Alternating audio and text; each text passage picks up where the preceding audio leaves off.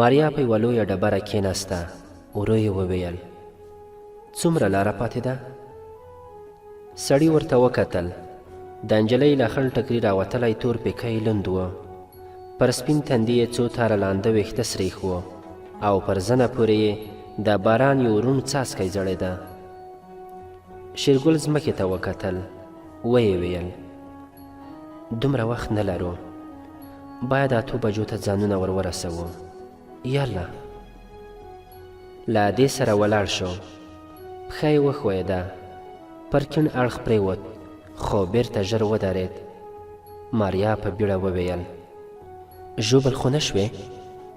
شېرګل تشي ته لاس ونیو خو څه یې ونه ویل. لاندې تر بلې غونډۍ څه کم 1 پاو لاره هواره وه. بوټي کم و. ځای ځای به یوې مږې منډه واخیسته. د غار تر څنګ به پر 2 پښو ودرېده. شاوخوا به یې وکتل. غار ته به ننوته. دوی په هواري کې پټه خوله روان و. یو ځای د ماریا د ګڼ کوچیاني کمیس لمن په یوه تیره اغزي کې بنده شوه. لاس یې ور وغځاوه. په ګوتو کې نری درد احساس کړ. روانه شوه. ګوتې ته یې وکتل. ډومبک وینه ترې راوتلې وه. لمر راختلی و. د وریځو یوه څنډه ژیړه ښکارېده. ختیځ لور ته شنه زرغونه ولاړه وه. ښه شیبه ووته. د ماریا ګامونه ورو شوي وو خو شېرګل ګړندی تګ کاوه. لوړې ژورې نه لیدې. نیغ روان و. د دواړو تر منځ 2-3 متره واټن پروت و. کوچي شاته وکتل. سر یې وخوځاوه. یوه هواره ډبره یې د ناستې لپاره خوښه کړه. کېناست. نجلۍ ور ورسېده. سړی ولاړ شو. ماریا وویل ستړی یم. شېرګل بیرته کېناست. ماریا ته یې وکتل. ټکری یې په غاړه کې پروت و.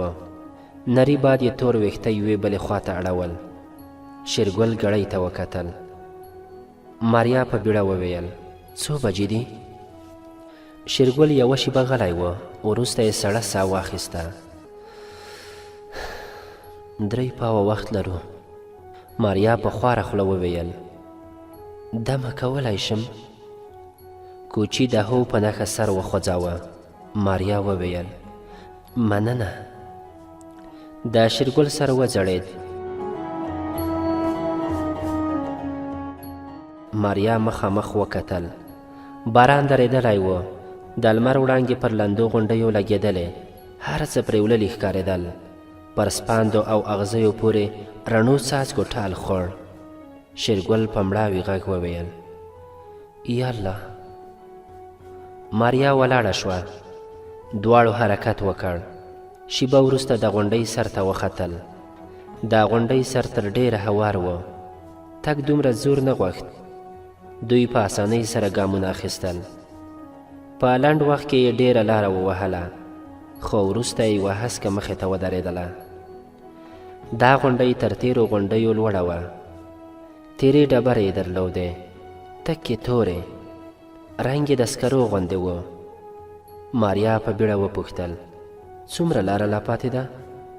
ډېر وخت. شېرګل په خبره کې ور ولوېد. دا وروستۍ غونډۍ ده. شاته هواری لري. کلا همالته ده. د غونډۍ له سره یې لیدی شي. د ماریا سر وځړېد. مخ پورته روانه شوه. یوه شیبه یې مزل وکړ خو کله چې شاته وکتل دا ځل شېرګل پاتې و. نجلۍ ماتله شوه. کوچی ور ورسېد. د ماریا تر څنګ تیر شو خو ګامونه یې بېسېکه وه. د پخوا غوندې پیاوړی تګ نه کاوه. ماریا په سړي پسې روانه شوه. دواړه غلي وو. یوازې د وړو ډبرو د ښویېدو او لاندې رغړېدو غږ اورېدل کېده. دا غونډۍ نیمایي ته رسېدلې وه چې شېرګل یو دم ودرېد. نجلۍ ورته وکتل. حیرانه شوه. د سړي سترګې له اوښکو ډکې وې. ماریا په بیړه وویل څه خبره ده؟ د شېرګل سر وځړېد. کېناست. ماریا وخندل. کوچیان په تګ کې غښتلي وي خو شېرګل په خبره کې ور ولوېد. ستړی نه یم. نو بیا څه خبره ده؟ شېرګل غلی و. ښه شېبه ووته، یوه هم څه نه ویل، خو وروسته د شېرګل شونډې وخوځېدې. ته تللی شې. ماریا په حیرانۍ وویل چیرته؟ نه پوهېږم، هر چېرته دې چې زړه وي، خو له دې ځایه لاړه شه.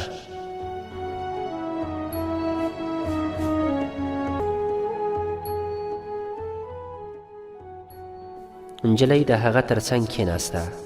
سړي ته یې وکتل. له سترګو یې اوښکې روانې وې. ماریا په حیرانۍ وویل ته ژاړې؟ شېرګل مخ ورنه واړوه. ماریا وویل څه خبره ده؟ شېرګل یوه شېبه غلی و. وروسته یې پر پزه لستوڼی تېر کړ. په مړاوي غږ یې وویل تا به ووژنې. نجلۍ د هغه تر څنګ کېناسته. شونډې یې وخوځېدې. ته ولې خواشینه یې؟ د کوچي بدن پړک واخیست. نجلۍ وویل ته ښه سړی یې، زما لپاره د خپله کورنۍ خطر ته ورکړه. زه شېرګل چیغه کړه په خبره پوه شه، دوی به دې مړه کړي.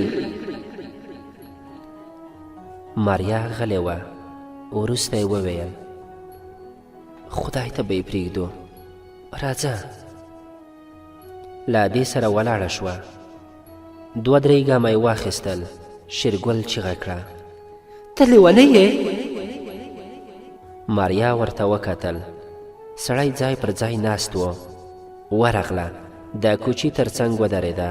ورو یې وویل زه تا او ستا کورنۍ ته غم نشم پرېښودلی. شېرګل یو سوړ اسویلی وایست. شونډې یې وخوځېدې.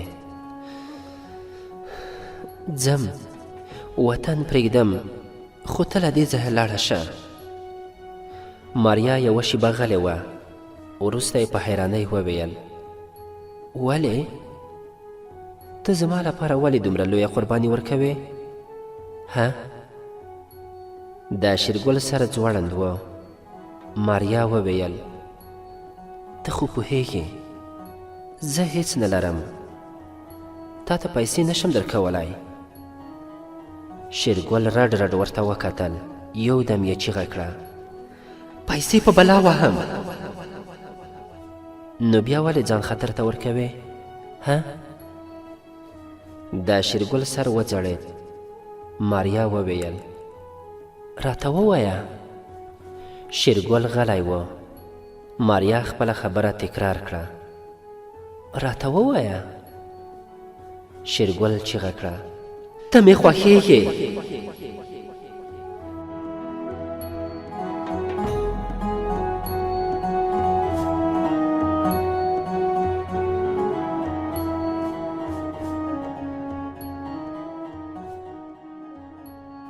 د نجلۍ رنګ والوت. شېرګل منډه کړه. په 1 ساعت 2 متره پورته وخوت. زنګنونه یې پر وړو تیږو ولګېدل. سر یې ځوړند شو. ماریا تر ډېره لاندې ولاړه وه. زړه یې سستي کوله. سترګې یې له اوښکو ډکې وې. ښه شېبه ووته. وروسته یې ټوپک ور پورته کړ. روانه شوه. د سړي تر څنګ ودرېده. هغه ژړل. ماریا کېناسته. شېرګل ته یې وکتل. سر یې ځوړند و. د ماشوم غوندې یې سلګۍ وهلې. شېرګل په غریو کې وویل زه څه خبر وم؟ ما ته خو یوه کلیوال ځوان را پام کړ. ویل یې چې ته مین یې. هغه رښتیا ویل. ټولې خبرې یې سمې وختې. زه خفه یم، ډېر خفه. له تا پرته به څه کوم؟ ها؟ ته ووایه. زه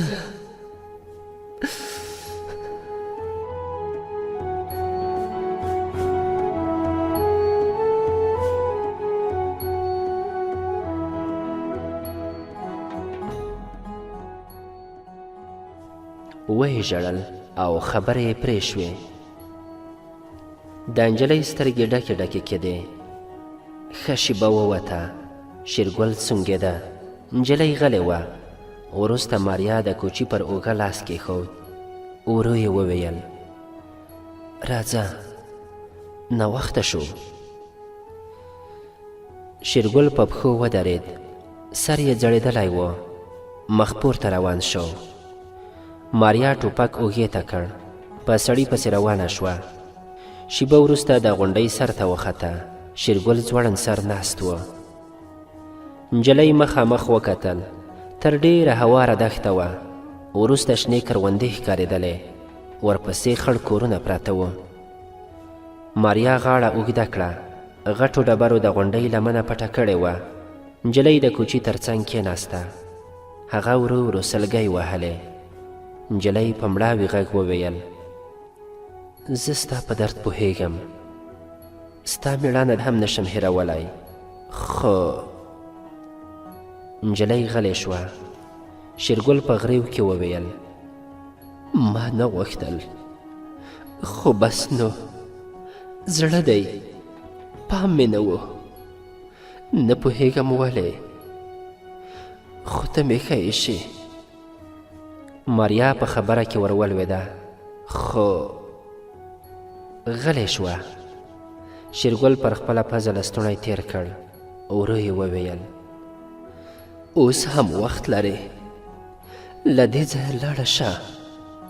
زه به لاره در وښیم. لنډه لار. بس یو نیم ساعت مزل غواړي. هلته عسکري پوسته ده. نجلۍ د سړي تر لاس تړلې ګړۍ ته وکتل. لاس کمې 8 وې. ورو یې وویل اوس ناوخته دی. هر څه پای ته ورسېدل. شېرګل سر پورته کړ. سترګې یې سرې وې. بیرته یې لاندې وکتل. ورو یې وویل هیڅ هم پای ته نه دي رسېدلي. هغوی لاندې په کلا کې دي. خدای خبر یا به اوس را رسېږي. راځه بیرته له غونډۍ ښکته شه. څوک مو ویني ها؟ ماریا ولاړه شوه. ورو یې وویل نه. شېرګل په حیرانۍ ورته وکتل. نجلۍ ټوپک غاړې ته اچولی و. دښتې ته یې وچې سترګې نیولې وې. شېرګل په بیړه وویل که په تا څه وشول نو زه. ماریا د خبرو وار ورنه ونیو. په ما هیڅ هم نه کېږي. دا یې وویل روانه شوه. شېرګل منډه کړه. نجلۍ ته مخامخ ودرېد. د هغې اوږو ته یې ټکان ورکړ. په لوړ غږ یې وویل ته لیونۍ یې؟ د ماریا په ټنډه کې ګونځې پیدا شوې. کوچي په حیرانۍ ورته کتل.